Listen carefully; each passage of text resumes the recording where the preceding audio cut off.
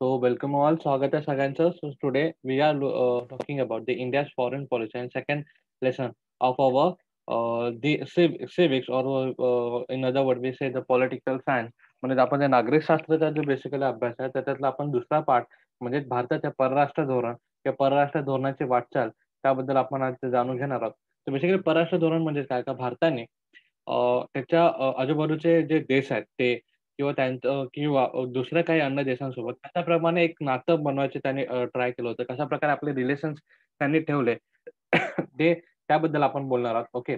What we are actually talking about talking in this we can say the India's foreign policy. The thing is that India, like how the India treats every neighbor, our neighbor, म्हणजे आपल्या नेबरला आपल्या शेजारच्यांना इंडियाने कशा प्रकारे treat केलं आणि plus what and how we create and how we establish the relations between the other countries that we are going to know. तर आपण ते बेसिकली बघणार आहोत. तर what exactly the foreign relation म्हणजे जसं आपण बघतो शेजार धर्म किंवा दुसऱ्याबद्दल कशा प्रकारे मैत्रीचा नाता कशाप्रकारे इंडियाने एस्टॅब्लिश केला आणि कशाप्रकारे इंडियाने ते पुढे सस्टेन केलं म्हणजे पुढे ते ठेवलं ते आपण आज बघणार आहोत.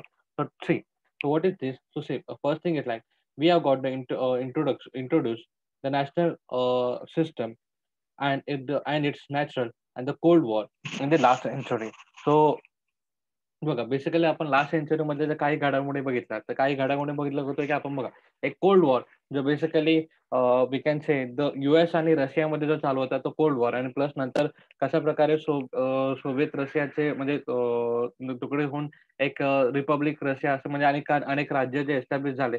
दॅट आपण म्हणजे इतिहासामध्ये आपण ह्या अशा काही घडामोडी बघू शकतो आणि प्लस अमेरिकेचं कशाप्रकारे अस्तित्व जरा वाढत गेलं आणि अमेरिका कशाप्रकारे एक पॉवरफुल कंट्रीज म्हणून समोर येऊ लागले, हे सुद्धा आपण बघू शकतो आणि असे काही बऱ्याच अशा कंट्री आहेत, ज्यांच्यामध्ये आपण बघू शकतो की we shall know get to that our related issues. म्हणजे जशाप्रमाणे आपण बघू शकतो की ज्याप्रमाणे 1971ला 1971ला ज्याप्रमाणे भारताने इनिशिएटिव्ह घेऊन म्हणजे भारताने पुढे पुढे येऊन बांगलादेशला एक फ्रीडम किंवा स्वातंत्र्य दिलं होतं आणि ते ते कोणा अगेन्स्ट तो ॲक्चुअली वॉर झाला होता, तर पाकिस्तान विरुद्ध तो बेसिकली वॉर झाला होता.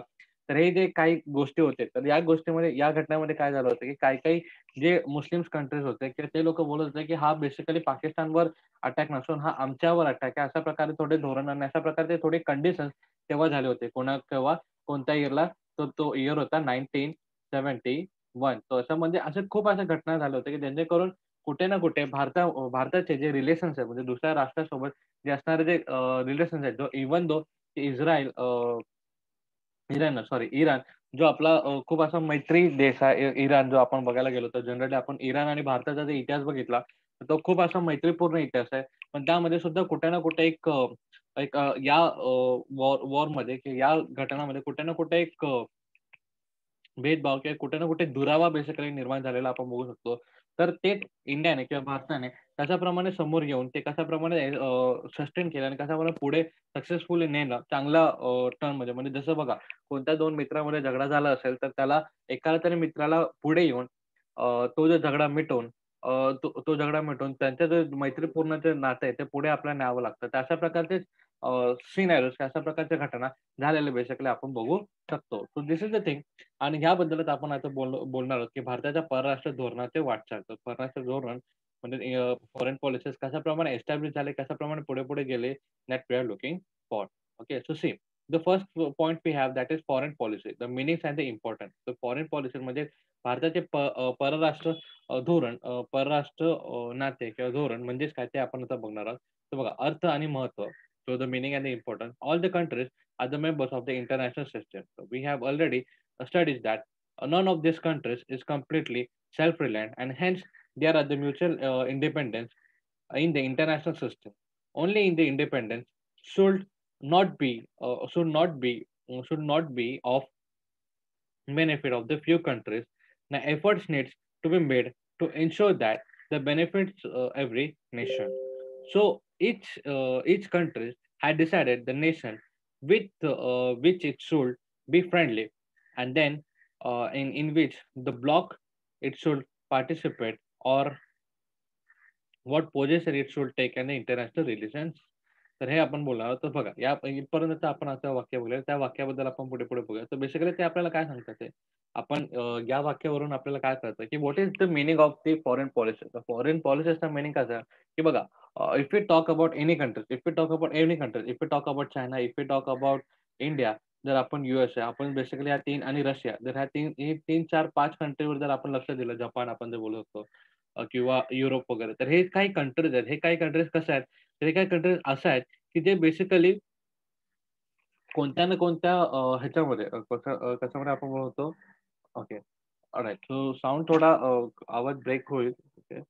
थोडा साउंड बोलूया, की जसं मी आता काही कंट्रीज आहेत, जे 5-6 कंट्रीजचं नाव घेतलं. ते बेसिकली आपण जर बघायला गेलं, तर प्रत्येक एक कंट्री कोणत्या ना कोणत्या ऑर्गनायझेशनमध्ये म्हणजे जसं आपण वर्ल्ड ट्रेड ऑर्गनायझेशन बोलतो किंवा ब्रिक्स म्हणतो किंवा सार्क म्हणतो किंवा बेसिकली असे काही किंवा WHO आपण जे बोलतो वर्ल्ड हेल्थ ऑर्गनायझेशन किंवा बेसिकली आपण बोलतो बघू शकतो IMF. तर हे जे बेसिकली जे काही ऑर्गनायझेशन्स आहेत म्हणजे कसं पहिलं वर्ल्ड ट्रेड ऑर्गनायझेशनमध्ये तो व्यापारासाठी बेसिकली बनवण्यात येणारा एक ऑर्गनायझेशन की जेणेकरून प्रत्येक एक कंट्रीज म्हणजे कोणतेही देश एकत्र येऊन बेसिकली ते काय करू शकतात, तर ते व्यापार करू शकतात. तेही फ्रीडमद्वारे म्हणजे असं नाही की तुम्हाला कोणत्या ना कोणत्या बनवायचं इंडिपेंडेंटली आणि फ्रीडमद्वारे तुम्ही तो व्यापार करू शकता आणि सक्सेसफुली रन करू शकता. यासाठी आपण वेगवेगळे ऑर्गनायझेशन बनवले आहेत. तर वेगवेगळ्या ऑर्गनायझेशनमध्ये आपण पार्टिसिपेशन करणे म्हणजेच आपण कुठे ना कुठे आपल्या कंट्रीजमध्ये दुसऱ्या कंट्रीजला एक इंडिपेंडन्स किंवा स्वातंत्र्य देणे, की व्यापारासाठी म्हणावं किंवा कोणत्या दुसऱ्या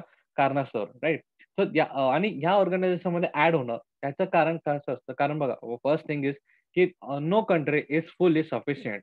म्हणजे कोणतीही पहिलं कारण आपण रिझन नंबर 1 आपण बघूया. तर रिझन नंबर 1 इज की कोणताही देश हा स्वतः आपण आत्मनिर्भर आत्तापर्यंत तरी नाही आहे. कारण कोणत्या ना कोणत्या देश हा कोणत्या ना कोणत्या कारणास्तव कशावर तरी डिपेंडेंट आहे. जसं आपण बोलत होतो, की तेलासाठी ओव्हरऑल जे कंट्रीज आहेत, त्या आपण बोलत होतो, की मिडल ईस्ट जे कंट्रीज आहेत, म्हणजे तेलासाठी दुबई वगैरे अशा जागेवरती किंवा अशा देशांवरती पूर्ण पूर्ण जग तेलासाठी म्हणजे पेट्रोल वगैरे ह्याच्यासाठी त्याच्यावरती अवलंबून आहे.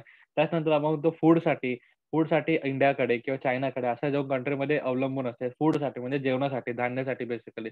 नंतर आपण बघू शकतो, की परत आपण बोलतो, की जर टेक्नॉलॉजी बोलली, इलेक्ट्रिकल वस्तू बोलली, तर प्रत्येक 3 पैकी 3 पैकी ना आपण बोलू शकतो, की खूप अशा वस्तू आहेत, की जे आपण प्रत्येक एक गोष्ट जर आपण भलेही रिमोट घेऊ किंवा कॉम्प्युटर घेऊ, मोबाईल घेऊ, तर किंवा मोबाईलची बॅटरी किंवा प्रत्येक छोट्याच्या छोटी वस्तूपासून कोणती इलेक्ट्रॉनिक जी काही वस्तू आहे, जे आपल्याला जेमतेम करून चायनामध्ये बनलेले किंवा चीनमध्ये बनलेले आपल्याला दिसून येतो. याच कारणाने आपल्याला काय तर बघा याच कारणावर आपल्याला दिसतं, की प्रत्येक एक कंट्री हा स्वतःहून सेल्फ रिलायंट म्हणजे आत्मनिर्भर आत्तापर्यंत तरी नाही आहे, आजच्या डेटपर्यंत तरी. कारण त्याला कोणत्या ना कोणत्या गोष्टीची गरज ही भासतेच आणि ती गरज तो पूर्ण करत असतो आपल्या फॉरेन पॉलिसीमधून. म्हणजे फॉरेन पॉलिसी म्हणजे त्याचे जे परराष्ट्र धोरण आहे त्याच्यातून तो आपली जी गरज आहे ते पूर्ण करत असतो आणि जेव्हा तो इंटरनॅशनल ऑर्गनायझेशनमध्ये म्हणजे जसं आपण WTO बद्दल आपण बोललो होतो. WTO okay. किंवा WHO म्हणजे वर्ल्ड हेल्थ ऑर्गनायझेशन आणि वर्ल्ड ट्रेड ऑर्गनायझेशन. हे जे WHO आणि WTO हे जे ऑर्गनायझेशन आहेत, यांच्यामध्ये बेसिकली जे काही कंट्रीज ॲड झालेले आहेत, जे आपण 136 किंवा 129 असे काही कंट्रीज बोलतो. ते 136 किंवा 129 असे कंट्रीज जे ॲड झाले, ते बेसिकली कशासाठी असतात, की त्यांच्या स्वतःचं भलं व्हावं आणि त्यांच्या स्वतःसोबतच जे इतर काही कंट्रीज आहेत, त्यांचं सुद्धा एक भलं व्हावं किंवा त्यांचं सुद्धा बेनिफिट व्हावं, यासाठी बेसिकली आपण बोलतो, की त्या कंट्रीज एकत्र आलेल्या आहेत. आणि हे जे ऑर्गनायझेशन होतं, हे इन्शुअर करतात, हे जे ऑर्गनायझेशन होतं, सच ऑर्गनायझेशन इन्शुअर्स दॅट की न कंट्री म्हणजे एकाच कंट्रीचा बेनिफिट किंवा काही मोजक्या कंट्रीचाच बेनिफिट झालं पाहिजे असं नाही. तर त्यांनी स्वतः म्हणजे जे काही ॲडिशनली झालेले असतील, त्या सगळ्या कंट्रीजचा बेनिफिट झाला पाहिजे. तर अशा प्रकारचे ऑर्गनायझेशन बेसिकली असतात आणि ह्या ऑर्गनायझेशनमध्ये ॲड होता आपण बघू शकतो, की फक्त आपण बोलतो ते ऑर्गनायझेशन थ्रू म्हणजे बघा, एक बेसिकली आपण जर फॉर एक्झाम्पल घेतलं, if you took an example to see, तर आपण एखादं मंडळाचं एक्झाम्पल घेतलं, जे आपण गणपतीचं मंडळ म्हणतो किंवा हे मंडळ म्हणतो, त्या मंडळाचे एक्झाम्पल घेतात. तर मंडळामध्ये बघा, वेगवेगळे लोकं एकत्र येतात. ते वेगवेगळे लोकं एकत्र येतात. तर बघा, वेगवेगळे लोकं जे एकमेकांना त्यामध्ये काय होतं, की एकमेकांना जे ओळखत नसतील किंवा एकमेकांसोबत जे काही बोलत नसतील, ते लोकं सुद्धा एकत्र येतात आणि ते लोकांमध्ये सुद्धा नातं हे वाढतं. म्हणजे एक मैत्रीचं नातं आपण बोलवतो. हे नातं आपण means I am just saying if we talk about any मंडळ, so see different individuals come in that mandal for the work or for their or we can say for their own benefit. But with getting that benefit, every person in that mandal get used to known of that person, and plus the relation of the friendship is also established in that thing. म्हणजे मला असं म्हणायचं आहे की बघा, जर आपण एखाद्या मंडळामध्ये जर कोणता माणूस एखाद्याने भाग घेतला, सहभाग घेतला, तर त्या सहभागामध्ये आपण बघू शकतो की त्या व्यक्तीबद्दल लोकांना ओळख होते तर होतेच, परंतु त्या व्यक्तीचं कोणत्या ना कोणत्या व्यक्तीसोबत एक मैत्रीचं नातं हे जरूर बनत असतं. तर ह्याचं अशामुळे हे जे ऑर्गनायझेशन आहे त्यांचं हे अशा प्रकारे द्वितर्फीय आपण एक फायदा किंवा बेनिफिट झालेला आपण बघू शकतो. तर हेच जे बेनिफिट्स आहे किंवा हे आहे त्यालाच आपण बेसिकली काय बोलू शकतो, जे फॉरेन पॉलिसीज म्हणजे हे जे बेनिफिट्स आहे किंवा हे जे मैत्रीचं नातं आहे, हे एस्टॅब्लिश करणं म्हणजे फॉरेन पॉलिसीज एस्टॅब्लिश करणं आहेत. म्हणजे जे आपले धोरणं आहेत, जे परराष्ट्र धोरण आहेत त्यांना आपण बढावा देणं, की ते आपण एस्टॅब्लिश करणं होय. ओके.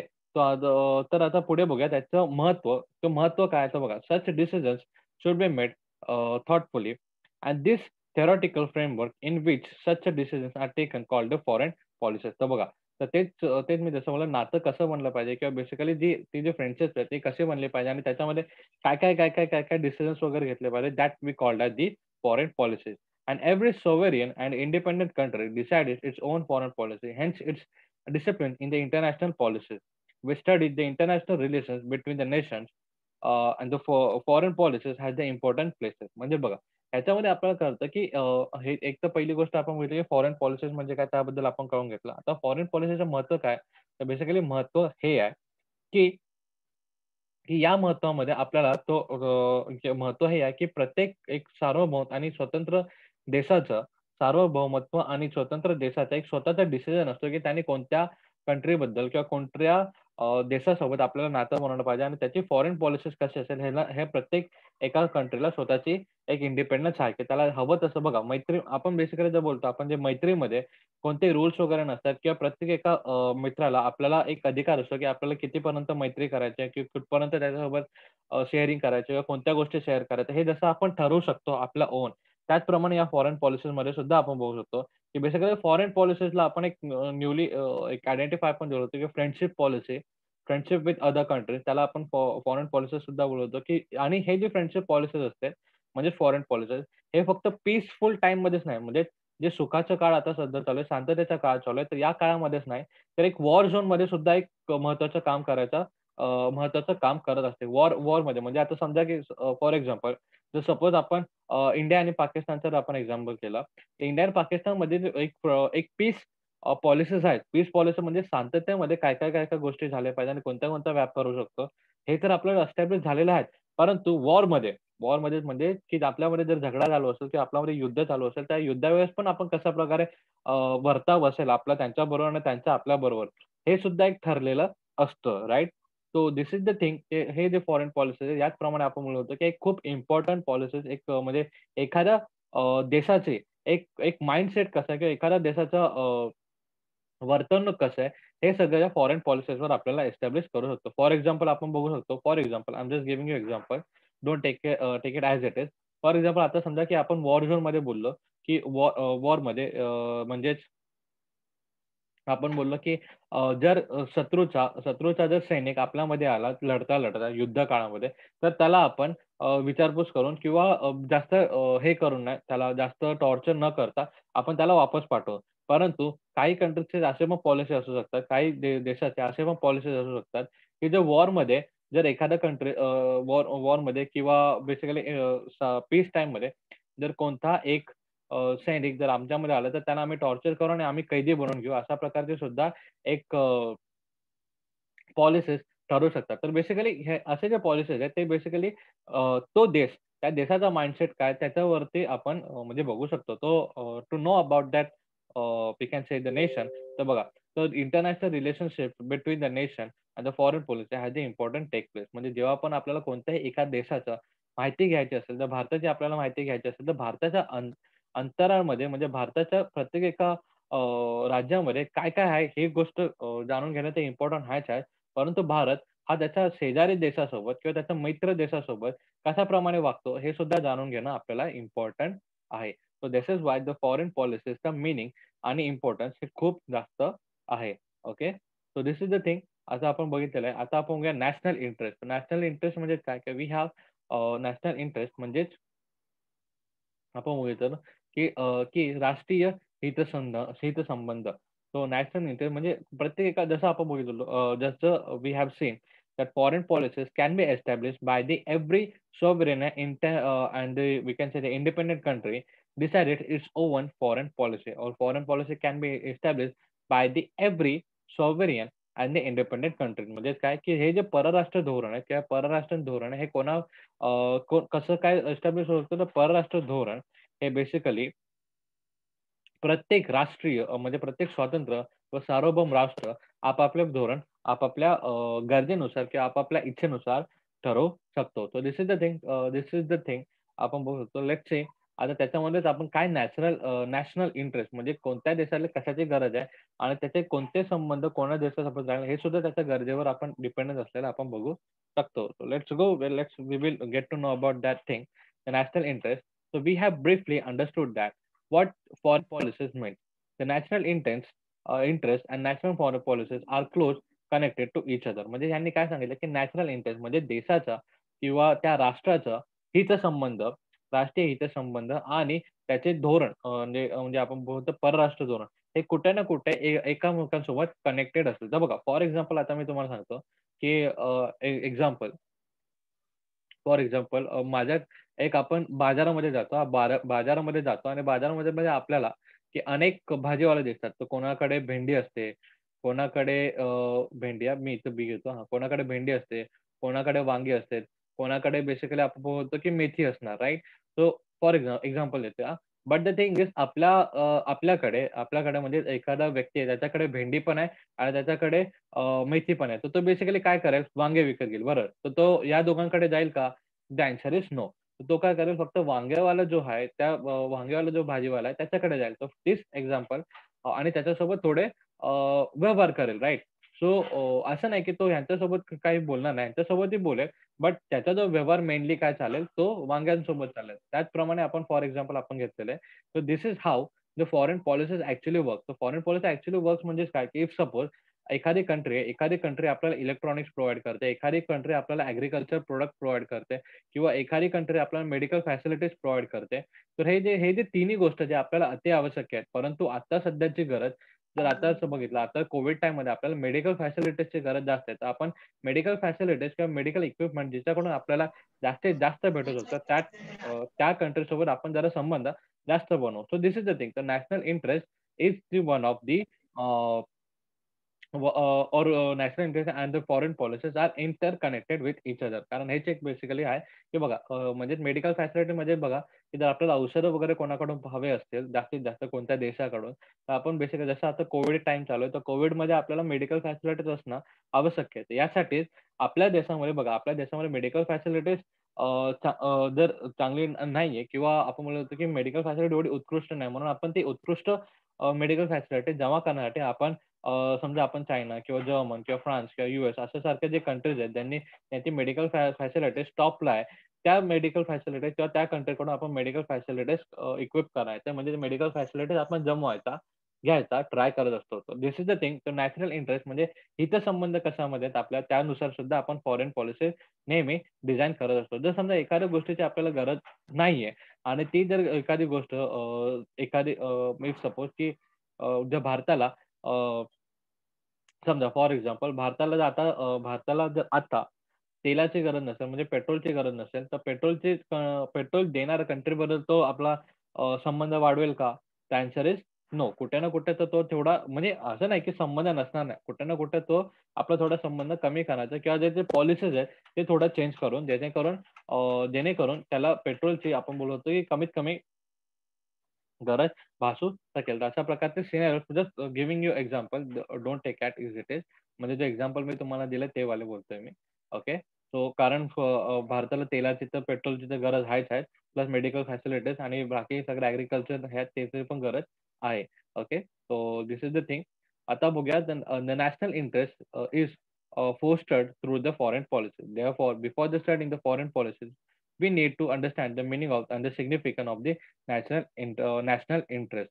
म्हणजे तेच आपण बोललोय, की जेव्हा आपल्याला एखाद्या परराष्ट्र धोरण की परराष्ट्र धोरण काय आहे आणि ते कसे आहेत हे जर आपल्याला जाणून घ्यायचं असेल, तर त्याच्या आधी आपल्याला सर्वप्रथम हे जाणणं आवश्यक आहे, की त्या देशाला किंवा त्या भागाला कोणत्या-कोणत्या गोष्टींची गरज आहे. तर बघा इफ सपोज की जर जसं मी तुम्हाला सांगितलं, की आपल्याकडे जर जे भाजीवाल्याचं मी तुम्हाला एक एक्झाम्पल दिलं होतं किंवा प्लस ते कंट्रीजचं मी एक्झाम्पल दिलं. That is the thing. अशा प्रकारचं सिनारिओ आपण बघू शकतो. So this is basically the difference. जर आपल्याला त्याची फॉरेन पॉलिसीज कशी असेल, हे जर आपल्याला जाणून घ्यायचं असेल, तर आपल्याला बेसिकली त्याला कोणत्या गोष्टीची गरज आहे, हे सुद्धा जाणून घेणं आवश्यक आहे. राइट? सो लेट्स गो आपण नेक्स्ट फर्दर करून घेऊया नेक्स्ट पॉइंटकडे. The national interest implies the meaning through which the independence and the sovereignty of our country can be safeguard. आणि सर्वात पहिले okay. And the national interest is also included the effort of the achieve our economical development and the take steps toward the increasing our national power. When the decisions are taken after giving the careful thought to what it benefits us and good for our country, we say that we are the nourishing or nurturing our national interest. In in this sense, the following factors are included in the national interest for the country. So बघा basically आपण पुढचे point बघूया. पुढे काय त्यांनी बोलले तर basically आपल्याला काय सांगितलं की बघा बेसिकली कोणत्या कंट्रीचा म्हणजे एखाद्या कंट्रीचा हितचिंतन एखाद्या देशाचा हितचिंतन कसं असेल तर ते अशाप्रमाणे हितचिंतन त्यांचं डिझाइन करतात की जेणेकरून त्यांची जी म्हणजे त्या कंट्रीची जी एकात्मता आहे किंवा सार्वभौमत्व आहे त्याच्यावरती कुठे बाधा यायला नव्हे किंवा त्याचं जे संरक्षण आहे म्हणजे त्या देशाची संरक्षितमा त्याच्यावरती बाधा येऊ नये अशा प्रकारचे आपण बेसिकली ते फॉरेन पॉलिसीज किंवा नॅशनल इंटरेस्ट आहे ते बेसिकली डिझाइन केले जातात. म्हणजे कोणत्या देश म्हणजे बेसिकली आपण बोलतो की कोणता देश आपल्याला आपल्या गरजेचा म्हणजे आपल्याला आवश्यक असल्याला बोलतो ना, एक आपण बोलत होतो की गरजेचा फायदा उचलून आपल्यावरती राज्य करू नये किंवा आपल्या गरजेचा फायदा उचलवू नये आणि आपल्यावरती हे करू नये बोलतात ना एक जोर करू नये. त्याचप्रमाणे ती फॉरेन पॉलिसी नेहमी डिझाइन केली जाते. तर म्हणजे फॉरेन पॉलिसीज असे नाही डिझाइन करायचे ठीक आहे. आपल्याला जर एखादी गोष्टींची हवी तर आपण एखाद्या गोष्टी ज्याच्याकडे असेल त्या कंट्रीकडे जाऊन आपण ती मागावी. This is not like that. आपल्याला हे पण एक लक्षात ठेवावं लागतं, की आपल्याला जी गरज आहे त्या गरजेचा समोरचे देश जर फायदा उचलायला नव्हे किंवा जर समजा की आपल्याला ज्या गोष्टीची गरज आहे, त्या गोष्टीचा त्या गोष्टीचा जर समजा की एखादा देश त्याचा फायदा उचलून घेत आहे, म्हणजे आपल्या गरजेचा जर फायदा उचलून घेत आहे आणि आपले संरक्षण किंवा आपल्या सार्वभौम किंवा आपल्या देशातील जी एकात्मता आहे, याच्यावरती काहीतरी आळा वगैरे येत असेल, तर बेसिकली आपण बोलू शकतो असे नॅशनल इंटरेस्ट कधी पण म्हणजे त्या मध्ये देशाचं हितचिंतक कधी नसतं. तर त्यावेळेस ते जे गोष्टी आहेत, ते आपल्याला अव्हॉइड करावे लागतात आणि आपला देश अव्हॉइड करतो सुद्धा. सो कोणते फॅक्टर्स आहेत ज्याच्यामध्ये आपल्याला लक्ष द्यावं लागतं की त्या ज्या गोष्टी आहेत त्या आपल्या देशाचे संरक्षण वगैरे हे धोक्यात येऊ नये. तर the first thing is this की डिफेन्स. डिफेन्स म्हणजेच काय? ओके. डिफेन्स म्हणजेच काय? की डिफेन्स म्हणजे वी कॅन से हे व्हॉट इस दॅट? आपलं संरक्षण मंत्रालय किंवा देशांचे स्वातंत्र्य व सार्वभौमत्व अंतर्भाव यासाठी संरक्षण म्हणजे डिफेन्स आपण ज्याला म्हणतो. ते defence that is the protection of our the country's and independence. The sovereignty and integrity is the highest national interest. Means what? की आपण बोलत होतो की बेसिकली जेव्हा एखाद्या देशाचं संरक्षण कधी पण बघा, जर आपण बोललो होतो की बेसिकली आपण जर हॉलिडे पिक्चर बघितला असेल, हॉलिडे पिक्चर आपण बघितला असेल अक्षय कुमारचा. त्याच्यामध्ये आपल्याला दाखवलेलं आहे की आपली संरक्षण संस्था म्हणजे जी आपण आर्मी म्हणतो, त्या आर्मीमध्ये स्लीपर सेल्स म्हणजे आतंकवादी येतील अशा प्रकारची घटना त्यांनी दाखवलेली होती. तर तशा प्रकारची घटना होऊ नये यासाठी सुद्धा आपल्याला डिफेन्सचा फॉरेन पॉलिसी डिफेन्स रिलेटेड जे काही फॉरेन पॉलिसीज असतात, ते आपल्याला आपली एकात्मता आणि आपलं स्वातंत्र्य आणि आपलं सार्वभौमत्व लक्षात ठेवून आपल्याला ते फॉरेन पॉलिसीज डिफेन्सच्या ह्याच्यामध्ये लक्षात ठेवून आपल्याला करावी लागते आणि प्लस आपण पुढे बघू शकतो. So this is the thing आणि पुढे आपण बोलतो economical development is also the important national interest and economically weakened nation will not be able to maintain its independence. Hence, the economical development is understood to be the important of the national interest and next only to the defence. म्हणजे बघा जर आपण जसं आपण बघितलं होतं की holiday पिक्चरचं मी एक्झाम्पल दिलं होतं की त्याच्यामध्ये डिफेन्स म्हणजे आपण व्हॉट इज कॉल्ड द संरक्षण. संरक्षण गोष्टीमध्ये किंवा संरक्षण खात्यामध्ये ज्याप्रमाणे त्याचं स्वातंत्र्य असणं हे सुद्धा आवश्यक आहे. त्याचप्रमाणे आपल्याला इकॉनॉमिकली जे थिंग्स आहेत, ते सुद्धा याच्यामध्ये इकॉनॉमिक म्हणजे आर्थिकदृष्ट्या ज्या गोष्टी आहेत, ते सुद्धा असणे इम्पोर्टंट आहे. बिकॉज बघा, जे काही फॉरेन पॉलिसीज आपण जे काही नाते वगैरे बनवतो, जे काही फॉरेन पॉलिसीज आपण बेसिकली जनरेट करतो, ते कशासाठी जनरेट करतो, की जेणेकरून आपल्या देशाचा लाभ व्हावा, आपला देश पुढे व्हावा, यासाठीच आपल्या देशामध्ये डेव्हलपमेंट व्हावे, यासाठीच आपण म्हणजे आपल्या देशाचा विकास व्हावा. भले ते आर्थिकदृष्ट्या असो, सामाजिकदृष्ट्या असो, संरक्षणदृष्ट्या असो किंवा मेडिकल फॅसिलिटीज थ्रू असो किंवा कोणत्याही क्षेत्रामध्ये किंवा वेगवेगळ्या क्षेत्रामध्ये आपला भारत देश किंवा आपला जो देश आहे, हा पुढे जावा यासाठीच आपण बेसिकली फॉरेन पॉलिसीज आणि फॉरेन नॅशनल इंटरेस्ट हे बेसिकली आपण डिझाइन करत असतो. आणि त्याचनुसार जर समजा असं जर या गोष्टीचा विकास करण्यामध्ये बघा, एखादी गोष्ट जर आपल्याला विकत घ्यायची असेल, तर त्या बदल्यात आपल्याला काही ना काही द्यावं लागतं, राइट? कोणतीही गोष्ट तर आपल्याला डोनेशनमध्ये किंवा फ्रीमध्ये तर आपल्याला भेटत नाही. तर जर जर एखादी गोष्टीचे मागण्यासाठी जर आपल्या देशाची एकात्मता किंवा आपल्या देशाचं स्वातंत्र्य किंवा आपल्या देशाचं सार्वभौमत्व जर कुठे ना कुठे धोक्यात येत असेल, तर आपण त्या बेसिकली जे काही डील्स असतील किंवा अशा प्रकारचा जो व्यापार आहे, आपण मेनली काय करतो, आपण मेनली ते टाळत असतो. आणि बेसिकली आपण खूप लक्ष देऊन आपल्याला कधी पण फॉरेन पॉलिसीज म्हणजे जे धोरणं आहेत, ते आपल्याला म्हणजे आपण बोलतो परराष्ट्र धोरण, हे आपल्याला सांभाळून आपल्याला कधी पण डिझाइन करायला लागतात. कारण त्याच्यामध्ये जर समजा, जर आपण बनवलेली पॉलिसीज किंवा आपण बनवलेले जे काही प्लॅन आहे किंवा आपले जे फॉरेन म्हणजे परराष्ट्राबद्दल असणारे जे नाते आहेत, जर ते आपल्या डिफेन्स आणि आपल्या इकॉनॉमिकल डेव्हलपमेंट म्हणजे आपल्या विकासाला जर कुठे अडथळा किंवा आपला जे स्वातंत्र्य आहे, याच्यावरती जर कुठे अडथळा किंवा आळा घालायचा जर आपल्याला ट्राय होत असेल किंवा आपल्याला तसे चित्रण दिसत असेल, तर बेसिकली आपण ते डील म्हणजे ते डील करू नये किंवा ती गोष्ट जे व्यापार आहे तो करू नये. अशा प्रकारचं नेहमी आपल्या फॉरेन पॉलिसीजचा आणि नॅशनल इंटरेस्टचा व्हॉट वी कॅन से प्रयत्न असतो. ठीक आहे. सो धिस इज द थिंग. यात कोणाला काही डाउट असेल तर you guys can ask. Do you have any doubt? Yeah. So see what we have seen. तो आतापर्यंत आपण बघितलं होतं, की what is foreign policy and what is national interest. आतापर्यंत आपण 2 गोष्टी बघितल्या होत्या, की फॉरेन पॉलिसीज म्हणजे काय आणि नॅशनल इंटरेस्ट म्हणजे काय.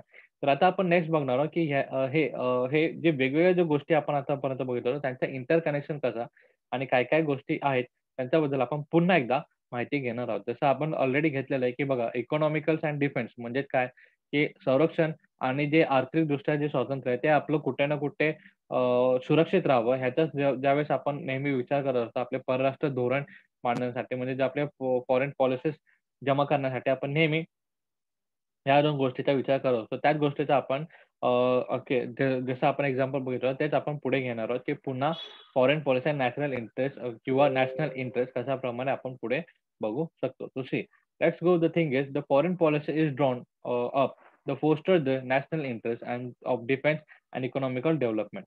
The national interest is considered to be the goal of foreign policies is considered to means they achieve it. And the goal of national changes with the changes in the conditions and the time. According to the national interest also changes. These changes are reflected in the foreign policy. Therefore, the foreign policy is always the dynamic. तर ते dynamic का असतं? म्हणजे ते आपण बोलतो dynamic means what? की परराष्ट्र धोरण प्रवाही असते. प्रवाही म्हणजे काय? डायनामिक असणे म्हणजे काय? की प्रवाहिक म्हणजे काय? का बघा, आपण बघू शकतो की एखादी एखादी गोष्ट असेल, त्याची त्या गोष्टीची आपल्याला नेहमीच गरज असेल असं नाही. तर बघा आज त्याची गरज आहे. आज आपल्याला मीन्स आपण बोलू शकतो की कोव्हिड-19चा जो आता हे आहे सिनेरिओज आता चालू आहे. तर कोव्हिड-19 मध्ये आपल्याला मेडिकल फॅसिलिटीजची गरज जास्त आहे. परंतु ज्यावेळेस कोव्हिड-19 हा कमी होऊन जाईल आणि ज्यावेळेस कोव्हिड-19 हा परिपूर्ण संपेल किंवा ज्यावेळेस कोव्हिड-19 ला कंट्रोल करता-करता आपण काय करत आहोत, आपण आपल्या मेडिकल फॅसिलिटीज आहे ते सुद्धा स्ट्रेंथन करत आहोत. म्हणजे ते सुद्धा आपण वाढवत आहोत. त्यांना सुद्धा आपण स्ट्राँग करत आहोत. म्हणजे जेणेकरून काय होईल, की आपण मेडिकल फॅसिलिटीज म्हणजेच आपण बोलतो, की आरोग्य विभागामध्ये आपण आत्मनिर्भर बनू शकू, असं ते वाटचाल आपल्या सध्या चालू आहे आणि तसे आपण करत सुद्धा आहोत. जसं पहिले आपल्याकडे किट कमी बनत होते, आता किटचे नंबर वाढले. त्याचप्रमाणे आपल्याकडे व्हेंटिलेटर्स कमी होत होते, त्याचे सुद्धा नंबर वाढले. तर धिस इज द थिंग आणि आता बघा हे जे नंबर आता समोर आपण आता जे सध्या आपण मेडिकल फॅसिलिटी दुसऱ्याकडून मागवून घेत आहोत, ते पहिले पण मागवून म्हणजे पहिले आपण कमी प्रमाणात मागवत होतो. आता कोव्हिड-19 आहे म्हणून जास्त मागवतात आणि नंतर जेव्हा आपण हळू-हळू त्या गोष्टीमध्ये सेल्फ एफिशियंट म्हणजे आत्मनिर्भर होऊ, तेव्हा सुद्धा आपण ते नंतर कमी मागवणार आहोत किंवा नंतर हळू करता आपण ते जी घटना हे कमी मागून आपण एक्सपोर्ट जास्त करू म्हणजे त्याची निर्यात जास्त करू शकतो. तर हे जे थिंग आहे, हे जे घटना आहेत, हे घटना बघा, हे घटना वेगवेगळ्या टाईममध्ये चेंजेस होऊ शकतात. हे बघा, आज कमी आहे तर आज जास्त आहे तर उद्या कमी आहे किंवा उद्या कमी आहे तर आज जास्त आहे. तर अशा प्रकारचे जे थिंग आहेत ते होऊ शकतात. त्यासाठी आपण बोलतो की जे फॉरेन पॉलिसीज आहेत, म्हणजे जे परराष्ट्र धोरण आहे हे डायनामिक असतात. Dynamic means what? की त्याला प्रवाही कसं म्हणू शकतो आपण प्रवाही असतो. कारण आपल्याला आपल्याला पण बघा, आपल्याला गरज आपल्याला पण बघा इन शॉर्ट जर आपण बघितलं, की आपल्याला जी गरज आता आहे, त्याचीच आपल्याला उद्या असेल का? ह्याचं आपल्याला सांगता येत नाही किंवा उद्या जी गरज, ज्या गोष्टीची आपल्याला गरज आहे, ते गोष्टीची गरज आज सुद्धा आपल्याला आहे का? तर हे आपण सांगू शकत नाही. तर धिस इज द थिंग. हे आपल्याला काही डिफरन्सेस आपण बघू शकतो, की जेणेकरून फॉरेन पॉलिसीज त्याला आपण प्रवाहिक असं आपण म्हणतो किंवा डायनॅमिक असं आपण म्हणत असतो. Okay. So this is the thing. आपण आता बघूया एक छोटंसं session that is called as do you know. So when we have to study a country, it is necessary to understand its constitution and its foreign policies. म्हणजे बघा जर आपल्याला एखाद्या कोणत्याही देशाचा जर आपल्याला अभ्यास करायचा असेल, भले भारत देश असो किंवा अमेरिका असो, US असो, चायना असो, किंवा फ्रान्स असो किंवा जर्मनी असो, कोणत्याही देशाचा जेव्हा पण आपल्याला अभ्यास करायचा असतो किंवा त्या देशाबद्दल आपल्याला जाणून घ्यायचं असेल, तेव्हा आपल्याला त्याचं कॉन्स्टिट्यूशन म्हणजेच काय? त्याचं संविधान आणि प्लस फॉरेन पॉलिसी म्हणजे त्याचे परराष्ट्र धोरण कसे आहेत हे सुद्धा जाणून घेणे महत्त्वाचे आहे. तर बघा, कारण कोणते फॉरेन पॉलिसीज किंवा कोणत्या कंट्रीचे परराष्ट्र धोरण हे थोडे रागीट किंवा उद्धट आपल्याला वाटू शकतात. परंतु भारत देशाचं आपण संविधान किंवा फॉरेन पॉलिसीज आपण बोलतो हे जास्त करून मैत्रीपूर्ण आणि फ्रेंडशिप आपण बोलतोय मैत्रीपूर्ण देश किंवा मैत्रीच्या ह्याच्यामध्ये जास्त झुकाव आणि मदत करून आपण बोलतात ना मदत करण्याच्या हेतूमध्ये आपल्या फॉरेन पॉलिसीज आपल्याला जास्तीत जास्त देतील. परंतु काही-काही कंट्रीज अजूनही असे आहेत, की जे मदतीच्या ह्याच्यामध्ये किंवा एखादी हेल्प करण्याच्या ह्याच्यामध्ये आपल्याला एक राज्य सुद्धा मागू शकतात किंवा खूप असा मोठा वी कॅन से एक आर्थिक मदत ते मागू शकतात. म्हणजे ते कुठे ना कुठे आपल्या फॉरेन पॉलिसीजला आपल्या स्वातंत्र्याला अडथळा आणण्याची कोशिश करू शकतात. त्याचप्रमाणे आपण बघू शकतो, धिस इज द थिंग.